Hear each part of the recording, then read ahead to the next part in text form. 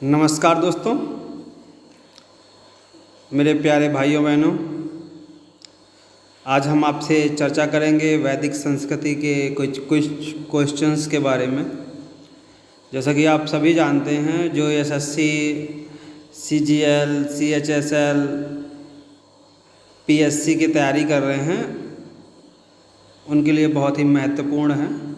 ये वैकल्पिक प्रश्न हैं जो हमारी मनुष्य की प्राचीन सभ्यता संस्कृति से जुड़े हुए हैं। कुछ इन्हीं बिंदुओं पर एक नज़र डालेंगे, तो कृपया आप लोग ध्यानपूर्वक इनको देखें। और कुछ बच्चों को प्रश्न भी आते होंगे, उत्तर आते होंगे इसके, तो वो कृपया हल करने का प्रयत्न करें। जैसे देख रहे हैं, अस्तो माँ सदगम सदमय, अस्तो माँ ज्योतिर्गमय, मृत्योर्मा अमृतम गमय, ओम शांति शांति शांति। ये जो प्रश्न है कहाँ से लिया गया है? तो बच्चों, हम टिक करते हैं इसमें उपनिषद से। देखते हैं आगे क्या सही होगा, कितना गलत होगा, बाद में देखेंगे। अब दूसरे प्रश्न पर आते हैं। आर्य भारत में बाहर से आए और सर्वप्रथम बसे थे। कहाँ पर बसे थे? आर्य भारत में आए और सबसे पहले कहाँ बसे? तो जैसे 4 ऑप्शन दिए हुए हैं, सामा तट में, प्राग ज्योतिष में, पंजाब में, पांचाल में। तो मैं टिक करता हूँ इसको पंजाब में। आगे बढ़ते हैं। वेदों को अपौरुषेय क्यों कहा गया है? तो अब इसमें भी 4 ऑप्शन हैं। क्योंकि वेदों की रचना देवताओं द्वारा की गई, क्योंकि वेदों की रचना पुरुषों द्वारा की गई। देखिए, अगर पुरुषों द्वारा की गई होगी तो अपौरुषेय नहीं शब्द का इस्तेमाल ही नहीं होगा। हाँ, क्योंकि वेदों की रचना ऋषियों द्वारा की गई, ऋषि भी मनुष्य ही हैं, इनमें से कोई नहीं। अब हम इस पे टिक करते हैं पहले वाले पे। अपौरुषेय का मतलब है कि किसी भी इंसान ने नहीं की। वेदों की रचना देवताओं द्वारा की गई। अवैशिक दर्शन के प्रतिपादक हैं। अच्छा, अवैशिक दर्शन हमें लगता है बहुत सारे बच्चे जानते भी होंगे अवैशिक दर्शन के बारे में। इसके प्रतिपादक कौन हैं? तो अवैशिक दर्शन के मेरे ख्याल से उलूक कदड़। देखते हैं बाद में कितना सही होता है। मीमांसा या पूर्व मीमांसा दर्शन के प्रतिपादक हैं। मीमांसा या पूर्व मीमांसा दर्शन के प्रतिपादक हैं, जिसमें 4 ऑप्शन दिए गए हैं। जैमिनी, बादरायण, कपिल, गौतम। तो इसमें जैमिनी, हम जैमिनी पे टिक करेंगे। अब छठे प्रश्न पे आते हैं।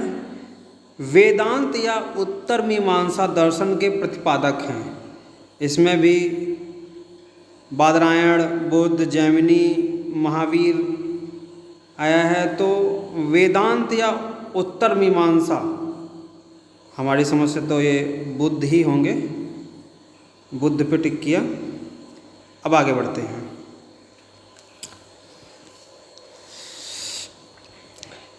ऋग्वेद का कौन सा मंडल पूर्णतः सोम को समर्पित है? ऋग्वेद का कौन सा मंडल पूर्णतः सोम को समर्पित है? इसमें भी 4 ऑप्शन है, जैसे आप देख रहे हैं स्क्रीन पर। 7वां मंडल, 8वां मंडल, 9वां मंडल, 10वां मंडल। तो हम बताते चलें, ये आपका 9वां मंडल होगा। प्रसिद्ध 10 राजाओं का युद्ध, 8वां प्रश्न आप देख रहे हैं। प्रसिद्ध 10 राजाओं का युद्ध, प्रसिद्ध 10 राजाओं का युद्ध, दासराज युद्ध किस नदी के तट पर लड़ा गया? ब्रह्मपुत्र, गंगा, कावेरी, परसणी। ब्रह्मपुत्र 10 राजाओं का युद्ध, दशराज ना ही ब्रह्मपुत्र में हुआ, ना गंगा में, ना कावेरी में। हम टिक करते हैं परसणी में। अच्छा, आप लोग अच्छे से जानते होंगे, जो वेद पुराण या धर्मशास्त्र के बारे में कभी चर्चा करते होंगे आपस में घर में जिनके, वो अच्छे से जानते होंगे। धर्मशास्त्रों में भूराजस्व की दर क्या है? धर्मशास्त्रों में, एक बार फिर से रिपीट करते हैं, धर्मशास्त्रों में भूराजस्व की दर क्या है? तो इसमें हम आ जाएंगे 1/6। 1/6। 800, 10वां प्रश्न है, 800 ईसा पूर्व से 600 ईसा पूर्व का काल किस युग से जुड़ा है? बहुत ही महत्वपूर्ण प्रश्न है, ये बार बार आता है पेपर में। 800 ईसा पूर्व से 600 ईसा पूर्व का काल किस युग से जुड़ा है? ब्राह्मण युग, याद रखेंगे, ब्राह्मण युग। सूत्र युग, रामायण युग, महाभारत युग, लेकिन हम टिक करेंगे ब्राह्मण युग पे। अब यहाँ पर आ जाइए 11वें पे। किस काल में अछूत की अवधारणा स्पष्ट रूप से उदित हुई? फिर से दोहराता हूँ इसको, 11वां प्रश्न को। किस काल में अछूत की अवधारणा स्पष्ट रूप से उदित हुई? ऋग्वैदिक काल में, उत्तर वैदिक काल में, उत्तर गुप्त काल में, धर्मशास्त्र के काल में। अब यहाँ पर हम टिक करेंगे लास्ट वाले को। अब आ जाते हैं 12वें पे। एशिया माइनर स्थित बोगाजकोई का महत्व इसलिए है कि, अब 4 ऑप्शन हैं, वहाँ जो अभिलेख प्राप्त हुए हैं उनमें 4 वैदिक देवी देवताओं, 4 वैदिक देवताओं इंद्र, वरुण, मित्र, नासत्य का उल्लेख मिलता है। दूसरा ऑप्शन है हमारे पास, मध्य एशिया व तिब्बत के बीच एक महत्वपूर्ण व्यापारिक केंद्र था। तीसरा है, वेद के मूल ग्रंथ की रचना यहीं हुई थी। ये चौथा, इनमें से कोई नहीं। तो जो एशिया माइनर स्थित बोगाजकोई का महत्व है वो इसलिए है कि यहाँ पे 4 वैदिक देवताओं का उल्लेख मिलता है। अब 4 देवता कौन हैं? इंद्र, वरुण, मित्र, नासत्य। ठीक है, हम पहले पे टिक करेंगे। ठीक है। गायत्री मंत्र देवी सवित्र को संबोधित किस पुस्तक में मिलता है? गायत्री मंत्र बच्चों आपको पता होगा कि गायत्री मंत्र किस पुस्तक में मिलता है? ऋग्वेद में। गायत्री मंत्र का प्रथम उल्लेख ऋग्वेद में ही है। चौथे पे आ जाते हैं। न्याय दर्शन को प्रचारित किया था, किसने किया था? चारवाक ने, गौतम ने, कपिल ने, जैमिनी ने। किसने किया था? गौतम ने। न्याय दर्शन को प्रचारित गौतम ने किया था। प्राचीन भारत में निष्क से जाने जाते थे, कौन जाने जाते थे? 15वां प्रश्न है, फिर से दोहरा देते हैं। प्राचीन भारत में निष्क से जाने जाते थे स्वर्ण आभूषण, गाय, तांबे के सिक्के, चांदी के सिक्के। कौन? स्वर्ण आभूषण। प्राचीन भारत में तब तांबा नहीं चलता था, सोना चलता था। फिर भी एक बार जब पूरा प्रश्न करेंगे तो एक बार फिर से नज़र मार लेंगे कौन सा सही है कौन सा गलत है। योग दर्शन के प्रतिपादक हैं। योग दर्शन के प्रतिपादक, योग बच्चों, योग तो आप सब जानते हैं। योग कौन करता है? पतंजलि। पतंजलि से ही योग का प्रचार प्रसार हुआ है। उपनिषद जो उपनिषद पुस्तकें हैं वो किस पर आधारित हैं? धर्म पर, विधि पर, योग पर, दर्शन पर। अब आप सब बताएं, उपनिषद जो हैं वो दर्शन पर आधारित हैं। अच्छे से देखिएगा सारे प्रश्नों को। 18वां प्रश्न है, आरंभिक वैदिक साहित्य में सर्वाधिक वर्णित नदी है, ये कौन सी नदी है? सिंधु, शतद्री, सरस्वती, गंगा। कौन सी नदी? सिंधु नदी। हमने टिक किया है सिंधु नदी पर। आगे देखते हैं कितना सही होता है ये।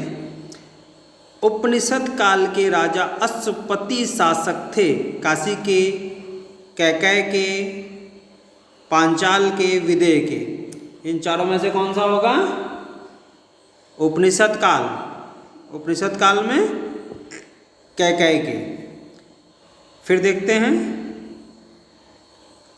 देखते हैं हम, आध्यात्म ज्ञान के विषय में नचिकेता और यम का संवाद किस उपनिषद में प्राप्त होता है? आप लोगों को फिर से प्रश्न दोहरा दें, आध्यात्म का ज्ञान के विषय में नचिकेता और यम का संवाद किस उपनिषद में प्राप्त होता है? तो आप सब, बहुत से लोगों ने जब नचिकेता और यम का संवाद सुना होगा तो उनको पता होगा। ये होता है कठोपनिषद में। किसमें? कठोपनिषद में। बृहदारण्य उपनिषद, छांदोग्य उपनिषद में, केन उपनिषद में, लेकिन हमने टिक लगाया यहाँ पर। अच्छा, आप सबमिट करके देख लेते हैं कि कितना हमारा सही है। ये देख सकते हैं आप, ये निशान सब लग चुके हैं। और वाह, सारे के सारे एकदम स्पष्ट रूप से आप लोग देख पा रहे हैं कि सारे ही प्रश्न सही हैं। तो ये 20 प्रश्न एकदम राइट हैं, आप लोग याद कर सकते हैं, अपने नोटबुक पे नोट कर सकते हैं। और एक रिक्वेस्ट ये भी रहेगी कि आप लोग मेरे YouTube चैनल को सब्सक्राइब करें, ज़्यादा से ज़्यादा लाइक करें, तो आगे ताकि मोटिवेशन मुझे मिलता रहे और ऐसे ही ज्ञानवर्धक वीडियो में बनाकर आप लोगों तक पहुंचाता रहूं। धन्यवाद। शुभ रात्रि।